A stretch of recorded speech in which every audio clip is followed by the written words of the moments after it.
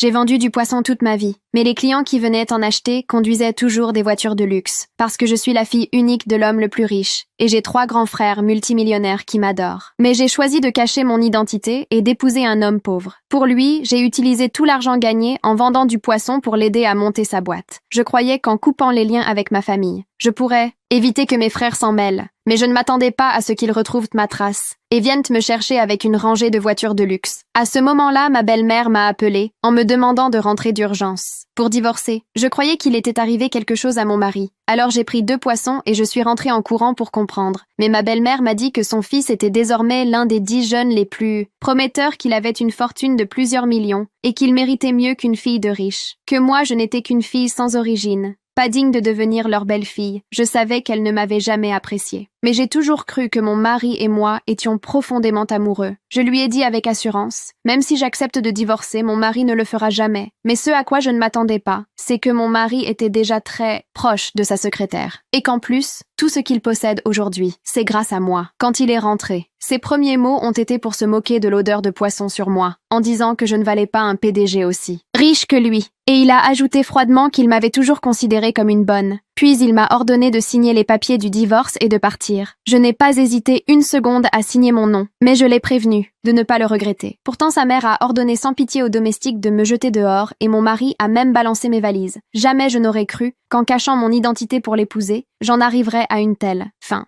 À ce moment-là, j'ai juré qu'ils allaient le payer très cher. N'ayant nulle part où aller, j'ai appelé mes frères et je leur ai demandé de venir me chercher. À ce moment-là, ma belle-sœur est passée et m'a vu me faire jeter dehors. Elle s'est moquée de moi sur le champ. Elle m'a insultée en disant que je n'étais qu'une bonne à la maison, et elle s'est moquée du fait que malgré 3 ans de mariage, mon mari n'avait jamais voulu me toucher. Des voyous qui traînèrent dans le coin ont entendu et ont eu de mauvaises intentions. Ils ont voulu m'embêter. J'ai réagi tout de suite. Je les ai violemment repoussés. Ma belle-sœur, voyant qu'ils n'avaient pas réussi, a retourné la situation et m'a accusée d'avoir volé chez eux. Elle a voulu fouiller mes affaires. On en est venus aux mains. Sous la colère, je lui ai mis une gifle. Folle de rage, elle a ordonné aux voyous de me tabasser. Au moment le plus critique, une voiture de luxe est arrivée à toute vitesse. 3 hommes élégants en sont descendus rapidement et ont crié pour les arrêter.